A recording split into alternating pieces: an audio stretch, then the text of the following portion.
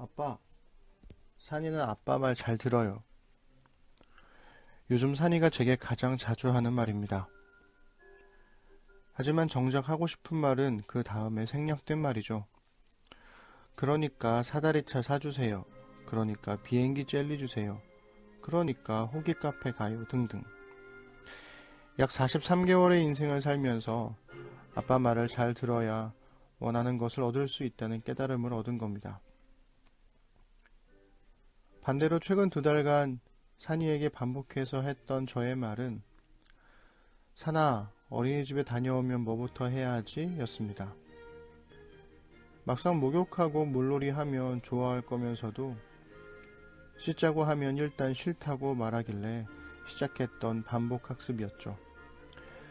늘 몰라요 라고 한 다음에 모른 척하며 장난감을 만지작거리던 산이가 어제 드디어 목욕이요 라는 대답을 했습니다. 원하는 것을 얻으려면 아빠 말을 잘 들어야 하지만 들어야 하는 아빠의 말은 익숙해질 때까지는 늘 낯설고 귀찮은 일이라는 딜레마. 그 사이에서 아이는 자신의 욕망을 분출하거나 절제하는 법을 배워가는 것 같습니다. 여리고 성 앞에 선 이스라엘을 생각해 보세요. 견고한 성문 앞에서 이스라엘이 해야 할 일은 우스꽝스러운 침묵의 행진이었습니다. 언약궤 앞에 7명의 제사장이 뿔나팔을 들고 그 앞뒤를 무장한 사람들이 호위하며 그 뒤를 이스라엘 사람들이 뒤따라 걷는 거죠. 르우벤, 갓, 므낫세 반쪽 지파의 전사들이 했던 일은 이스라엘의 맨 앞에서 언약궤를 호위하며 조용히 걷는 거였습니다. 원하는 것을 얻으려면 하나님의 말씀에 순종해야 한다는 것을 반복 학습을 통해 배우지 않았다면 결코 하지 않았을 행동이었을 겁니다. 원하는 것을 얻으려면 하나님의 말씀에 순종해야 하지만 그 말씀은 너무 낯설고 귀찮으며 이해할 수 없는 경우가 많죠. 그러나 그 사이에서 이스라엘은 자신의 욕망을 분출하거나 절제하는 법을 배워갔던 게 아닐까 싶습니다. 오늘은 여리고성이 무너지는 여호수아 6장 1절부터 27절을 읽어드리겠습니다. 여리고는 이스라엘 백성 때문에 철통같이 닫혀 있었다. 들어가는 사람도 나오는 사람도 없었다. 하나님께서 여호수아에게 말씀하셨다. 잘 들어라. 내가 여리고를 그 왕과 정예 부대와 함께 이미 너에게 넘겨주었으니 너는 이렇게 하여라.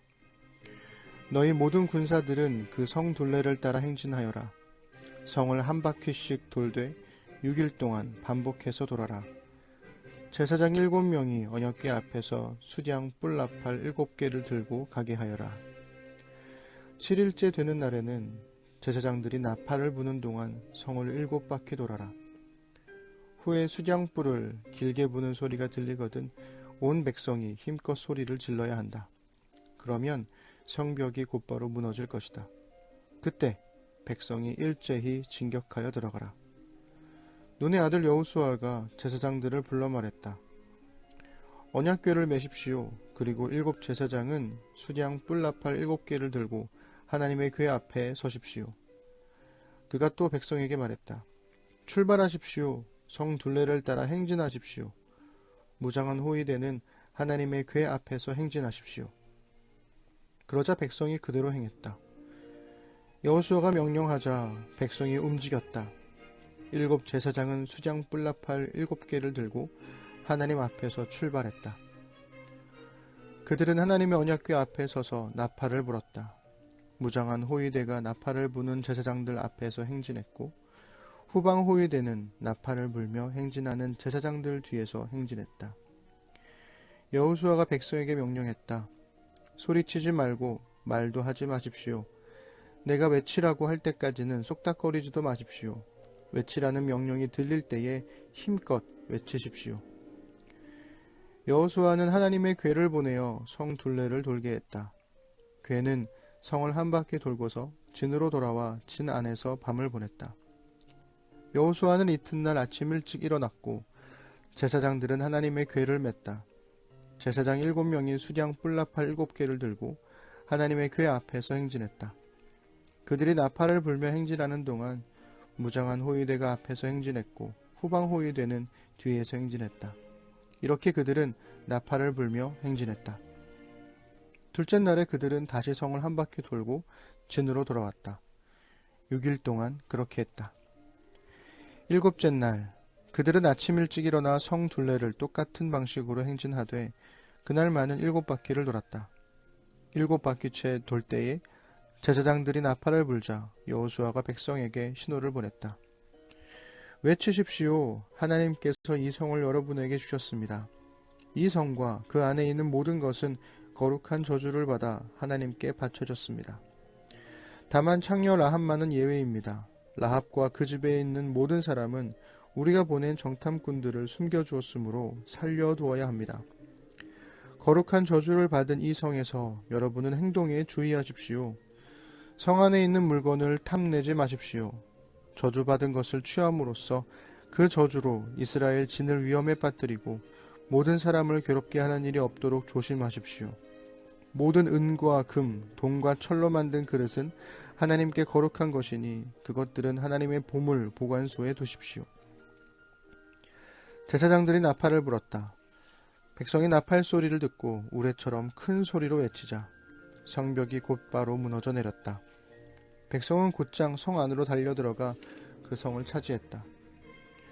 그들은 성 안의 모든 것을 거룩한 저주 아래 두어 남녀노소와 소와 양과 나귀를 가리지 않고 죽였다.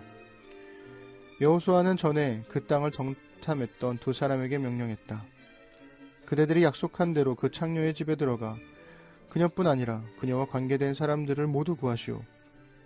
젊은 정탐꾼들이 들어가서 라합과 그 부모와 형제, 곧 그녀와 관계된 사람들을 모두 데리고 나왔다. 온 가족을 데리고 나와서 이스라엘 진 밖의 한 곳에 있게 했다. 그리고 성과 그 안에 있는 모든 것을 불살라 버렸다.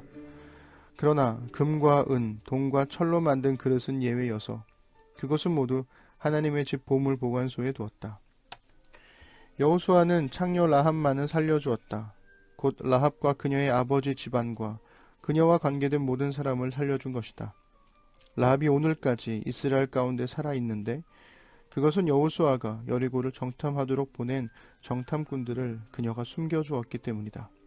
그때 여호수아가 엄숙히 맹세했다. 이 여리고성을 다시 세우려는 사람은 하나님 앞에 저주를 받을 것이다. 기초를 쌓으면 맏아들을 잃고 문짝을 달면 막내 아들을 잃을 것이다. 하나님께서 여호수아와 함께 계셨으므로 그는 온 땅에 널리 알려졌다. 6일 동안 한 바퀴씩 걷다가 7일째 되는 날 7바퀴를 돌고 7명의 제사장이 양각나팔을 불면 크게 소리를 지르는 것. 성경은 이 우스꽝스러운 전략을 반복하면서 강조합니다. 그리고 두 가지를 더 강조하죠. 하나는 성 안의 모든 것을 하나님께 바치는 거룩한 저주입니다. 옛날 성경에서 진멸이라 번역된 히브리어 헤렘을 메시지 성경은 거룩한 저주로 번역한 겁니다. 이것은 모든 물건들은 하나님께 바치고 모든 사람들을 죽이는 거죠. 이 잔혹한 저주는 우상에게 사용된 모든 물건을 하나님께 돌림으로 정화시키고 우상을 섬겼던 모든 사람들을 죽임으로써 자신들의 신앙을 지키려 했던 고대 사회의 종교적 관습이었습니다. 또 다른 하나는 정탐꾼들을 숨겨줬던 라합과 라합에게 속한 사람들을 구원하는 것입니다. 성경은 거룩한 저주와 라합의 구원을 반복하며 강조하죠. 보통 성경에서 이런 내용들을 읽으면 너무 잔혹하고 냉정한 이야기에 선하신 하나님이 어떻게 그럴 수 있는가 하며 비난하곤 합니다. 저 역시도 오늘을 살아가는 사람으로서 쉽게 받아들이기는 어렵습니다. 그러나 종교적 세계관이 지배하는 고대 사회라는 점을 감안해 볼 때 조금은 다른 시선으로 이 본문을 대할 수 있지 않을까 싶어요. 성경은 거룩한 저주 자체를 묘사하거나 죽음의 잔혹성을 강조하는 게 아니라 오히려 거룩한 저주로부터 구원받은 라합과 라합에게 속한 사람들의 존재를 강조합니다. 이방 여인인 라합에게 했던 약속을 지킴으로써 하나님을 믿는 백성의 신실함을 보여주는 거죠. 그리고 또한 너무 아쉬운 건 여리고 성의 사람들이 보여준 반응입니다. 이스라엘이 다가오는 동안 하나님에 관한 소문을 들었다면, 그래서 이스라엘의 하나님이 참 하나님이라는 것을 깨달았다면, 그들이 해야 할 일은 성문을 굳게 닫는 것이 아니라 오히려 성문을 열고 라합처럼 하나님을 믿었어야 하지 않았을까요?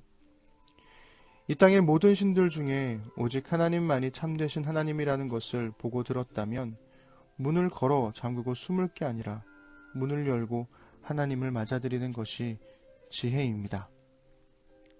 당신의 문은 열려 있나요?